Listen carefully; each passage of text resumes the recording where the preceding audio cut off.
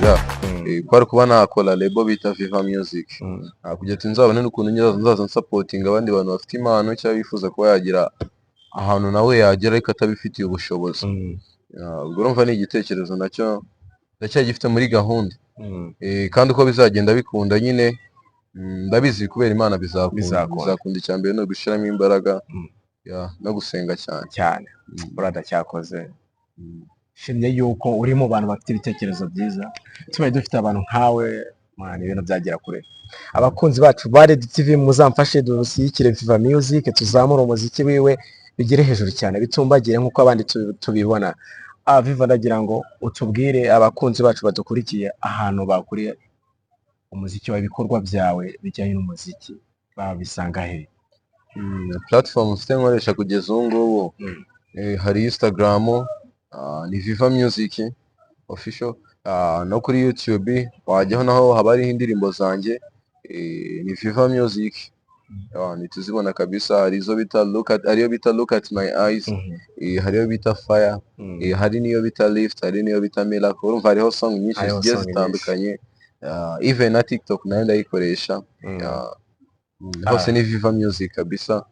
Izo platform zose wazisangaho.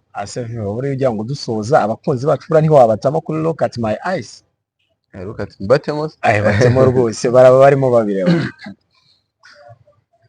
Thank you the Lord, thank you the Lord, you give me a pretty woman, you give me a pretty woman. When you choose my girl, take your heart, tell me anything, you'll be my wife.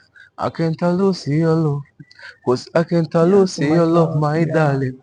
Nifuza kukubona uri clean, beauty woman. When you choose my girl, take your heart,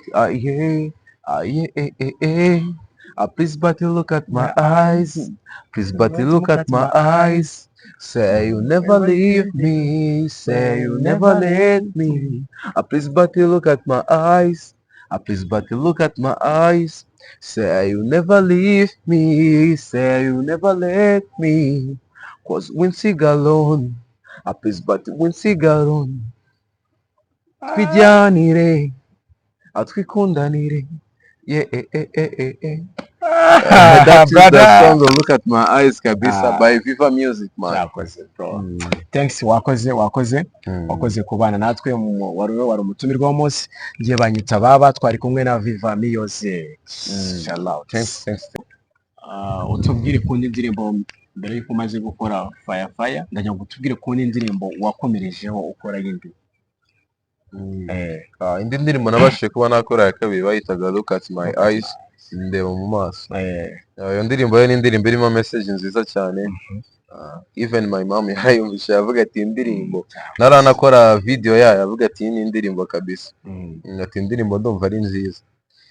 Ni indirimbo nabashije kuba nanakorera n'amashusho iri kuri YouTube. Gusa nyine ntago byari byoroshye. Igitekerezo cyayo cyavuye cyo kuyandika Look at My Eyes.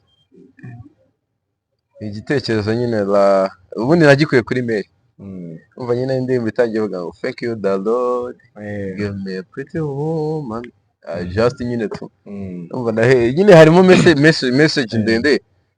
Ariko urumva nyine navuze ati no why not nakora indirimbo harimo message. Iri mu ndirimbo zishobora kuba zaraguhenze. Kuko ngiye narebye nabanje narebye amashusho yayo nza no kureba behind scene uburyo yari iteguwe aho ndagira utubwire ninde wayikoze audio amashusho byakozwe nande. Umuntu twakoranye audio bamwita Siadem part amwita audio. Umuntu twabashije ko twakorana video no director amwita Last Calling. Wanguse quality ya video. Amashusho mwayafatiye hehe? Amashusho twafatiye hano kuri Kure Stadium. Andi tuyafatira muri gallery. Iyo gallery bayitaga Ihumure Shop. Nabonye indirimbo yaguhenze ko yari irimo ababyinnyi benshi aba fashion. Nabonye ko ari indirimbo yari yateguwe kuri set yo aho mwayikoreye yari ifite abantu bayoboye benshi. Team nabonye yari big team. Ntabwo byari byose kuri set twari turi kubona abantu benshi bagiye batandukanye. Harimo wanyambitse, harimo na agence y'aba fashion Mm. black fashion hari harimo n'abandi bantu bumva bari baje kudirectinga data video hari harimo n'uwo bita Mr Red nawe yari yahageze nawe yarahabaye harimo n'iyindi big team kabisa ntabwo byari byoroshye. Viva ndagira ngo tugaruke ku kindi kintu, ni izihe challenges wahuye nazo muri uyu muziki ziracyakomeje? Ndagira ngo ubanze utubwire izo wahuye nazo aho watangiriye kugera aha ngaha wageze. Urabizi gukora audio ni amafaranga, kujya muri studio ni amafaranga promotion. After nyine you have to shooting the video, shooting a video nabyo ni amafaranga. Kandi urumva video nayo itwara ni ikintu gitwara amafaranga cyane, big project kabisa. Kandi ikindi kintu nanone after yo gukora video ugomba gukora na promotion y'igikorwa cyane. Gusa ikindi kintu nanone usanga muri ino industry nyarwanda, buri ikintu cyakagombye kuba kiri muri ino industry nyarwanda ni urukundo. Uburyo dufashanyamo, uburyo dupromotinganamo ibikorwa byacu. Ndakeka ari no mpamvu uyu munsi umuziki wo mu Rwanda harimo different n'uwa Niger. Urumva umuziki mino industry nyarwanda haramutse harimo urukundo nyine ruri high, ruri hejuru, byabasha kuba byatanga n'izindi chance ku zindi mpano zikiri hasi nazo zikabasha kuba zazamuka. Numva byaba ari ibintu bidasanzwe. None imbogamizi uhura nazo nuko usanga nyine sometimes hari aba promoters bamwe bavuga ati when I promoting your song you have to spend. Ugasanga nyine ibintu muri spend udafite ubushobozi nta hantu ibikorwa byawe byagera. Nicyo gituma unasanga abajene bo muri ino minsi bamwe bagenda bava mu muziki, cyangwa abandi ugasanga nyine impano zabo zimeze nk'aho zazimye, ariko mbere ntabwo impano ngenda nizera yuko izimye ikiri mu muntu. Ahubwo usanga nyine ubushobozi bwo kuba babikoramo buri hejuru, bihenze. Gusanga gukora audio birahenze, video birahenze, promoting igikorwa cyawe. Natinya kubivuga, uri umwe mu bantu bamaze kugira izina. Reka nanabivuge, Vivari ni umwe mu bantu dufite hano muri Kigali bihirinze, wenda ntabwo aragera ahagera ku rwego ruri hejuru, ariko ni umwe mu bantu b'abajene bahagazemo neza mu muziki, kuko afite impano, ibyo akora arabizi, yagiye abona experience zitandukanye, ama performance yagiye akora. Viva ndagira ngo hagize abantu barimo kutureba, hagize umuntu gusaba ubufasha, niki wamufasha muri industry nyarwanda? Ko uri umwe mu bantu bamaze kugira experience, ntawe uragira ku rwego ruri hejuru, kuri mu bantu bafite experience kandi bafite n'ibikorwa. Niki wafasha umuntu aje kugana muri industry y'umuziki nawe ari umuhanzi? Niki kintu wamufasha? Icyambere na mbere dushobora kuba tutanganya ubushobozi. Dushobora kuba tutanganya ubushobozi, ariko ari intambwe nateye wowe utaratera. Gusa nyine uko byagenda kose, buriya iyo ufashije umuntu nyine ntabwo umuntu ajya yibagirwa umuntu wamufashije. Bibaho. Buri kintu kiba gihari buriya, ashobora kuba afite impano ariko nawe yifuza kuba yagera ahantu iyo mpano igera, yifuza kuba yakora audio.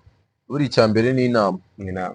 Buri iyo wahaye umuntu inama ukamubwira ati bigenze gutya na gutya, birafasha cyane. Ase Viva, utekereza iki mu gihe uzaba warageze ku nzozi zawe ziri imbere? Nicyo utekereza kuzafasha sosiyete nyarwanda ku bijyanye n'abakunzi b'umuziki ndetse n'abana bagifite impano zabo muri icyo gihe zizaba ziri kuzamuka? Nicyo uzamarira sosiyete noneho nyarwanda mu bijyanye n'umuziki noneho sasa? Ukuntu mbyumva, buriya njye nakuze mfite igitekerezo cyo gukora ikintu kiri bigger. Ndavuga ati why not, umunsi nagafashe Imana nyine umunsi yashizemo imbaraga bigakunda, wenda numvaga nzakora label bita kuri iki kintu. Ndagira ngo umbwire ndetse n'abakunzi bacu ba Red TV, umunsi wa mbere ujya muri studio uri coding, kurumva wabanje gukora ama performance menshi. Umunsi wa mbere n'ujya muri studio byari bimeze bite? Wari codingiye he? Ninde wagwaye igitekerezo cyo kujya kuri coding? Hari session nigeze kujyayo kuri coding muri studio, ahantu bita kwa Santana. Santana record. Ubwo rero najyanye n'umuntu bita Kalifani, gusa kwa twari dufite nyine bacuzinzemo abana 4, mu bana 12 twarimbanaga. Ubwo rero ngenderamo gutya. Ubwo rero niyo session nabonye ntabwo yari yoroshye. None se konzi ko Santana ni umuntu n'umuhanga, benshi baramuzi umuntu n'umuhanga. Ku muntu nkaye bwa mbere, hari abantu benshi babanza muri studio zikiri hasi, kandi wowe wari ugize amahirwe yo kujya muri studio irenze, sibyo iri international, kuko Santana ni umuntu tuzi umuhanga cyane. wabyitwaye moto so urumva arimba narabaga muri choir nayo nsanzwe mfite no nosiyo kuri music. Ubwo rero urumva nanone kujya gufata abana bane mu bana 12 akaba ari bo amahirwe yo kuba bajya muri studio bakarikodinga.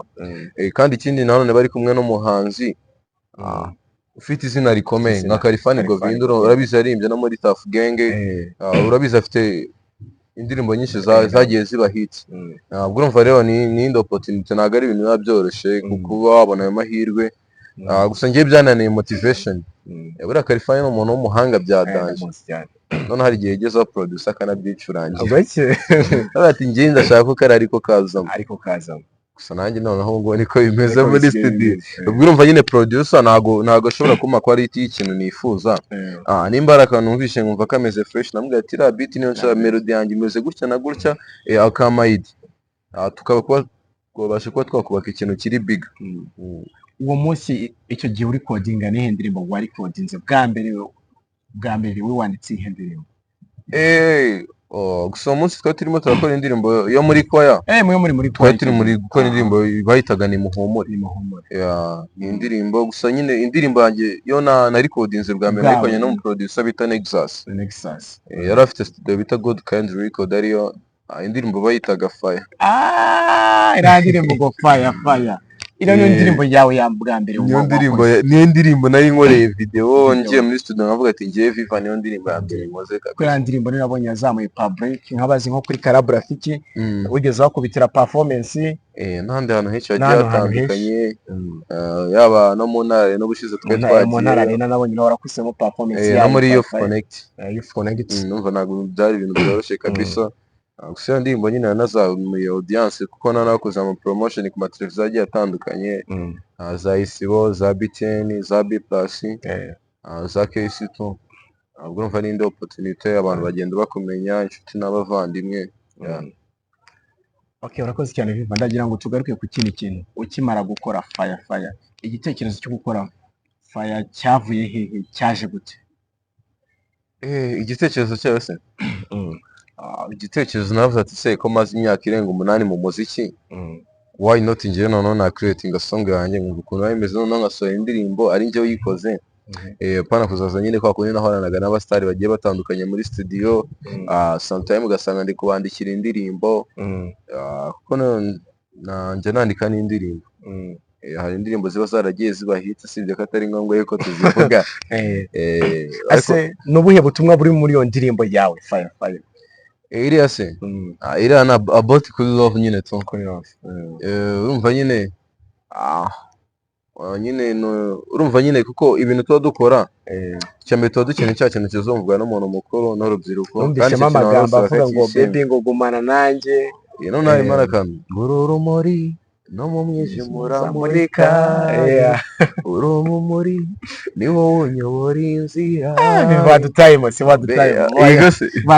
banza udutemo mbere ko dukomeza ikiganiro, banza udutemo kuri iyo ndirimbo. None harimo verse nakunze, niyo verse ndayikunda nayo cyane, ngo your first aid ndayikeneye, ngo please gumana nanjye, ni wowe wanyeretse urukundo, nanjye sinza gusiga ubabaye cyangwa nkusige ushavuye, uru rumuri no mu mwijima uramurika, uru rumuri ni wowe unyobora inzira, oh baby ni fire, oh fire, jye nawe ni fire, oh fire,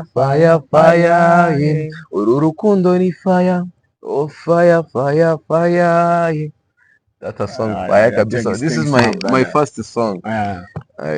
Bevi no ndirimbo ni nziza cyane kuko niyo ndirimbo yawe nabonye, numva ndanayikunze, ni nacyo kintu cyatumye mvuga ngo reka nzakugira umutumirwa kubera iyo ndirimbo yawe kuko ifite ubutumwa abantu bari mu rukundo. Indirimbo nziza cyane. Ndagira ngo tugaruke kundi ndirimbo yindi nayo wa mutumirwa wacu umunsi, dore nguyu umustar cyane bamwita Viva Music. Umeze neza? Ndashima Imana kabisa. Miss bro. Miss tutabonana kabisa. Viva Music. Was a long time. Ndabona umeze neza byata. Ameze neza, ndashima Imana kabisa. Ibyo byambe. Viva ikaze neza Project TV n'abakunzi bacu ndakeka barimo kutureba kakanya. Yego. Baradukurikiye. Viva rero ndagira ngo uyu munsi nk'umutumirwa w'umunsi ndagira ngo tuganire muri industry nyarwanda. uri umwe mu bahanzi dufite bafite impano kandi n'ibikorwa byivugira. Ndagira ngo uyu munsi tuganire ku muziki wawe. Ese Viva yatangiye ryari kariyeri we y'umuziki, n'iryari yatangiye gukora umuziki? Urebye igihe natangiye icyo gihe nari mfite nk'imyaka 8, ndumva icyo gihe aribwo nakoze performance. Hari audience nyinshi y'abantu. Icyo gihe nari mfite nk'imyaka 8, ariko iyo event yabereye ahantu bita hari ku Gisozi. Hano ku rwibutso rwa Gisozi bayitaga Gasabo for Love.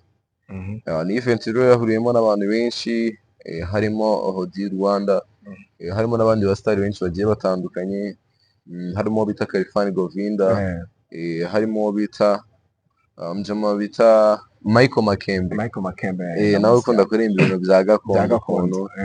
Umva harimo n'abantu benshi bagiye batandukanye. Icyo gihe nibwo nabashije kuba nagera kuri niyo stage ya mbere nakoze, ari iriho abantu benshi. Kiri na mutoya. Iyo video nanjye narayibonye, kandi muri iki gihe byari bigoye kugira ngo umuntu nkawe ubashe kuba wakora performance y'abantu bangana gutya. Icyo gihe byari bigoye, nanone urumva gukora kujya muri studio ugakora audio video byabaga bihenze. Ariko ikindi kintu nanone hari kwa nabagamo bitaga ihumure kwa naruhukamo. Twongeye kubaha ikaze neza abakunzi bacu ba Red TV. Ngiye banyita baba. Mbere yuko dukomeza iki kiganiro cyacu, banze ukoreshe and subscribe, twomeze tubane neza. Uyu munsi rero bafitiye umutumirwa w'umunsi, ariko mbere yuko ibyo byose tubigeraho, banze ukoreshe and subscribe, ndetse n'abakunzi bacu b'aba diaspora mukomeze mudushyigikire. Stop.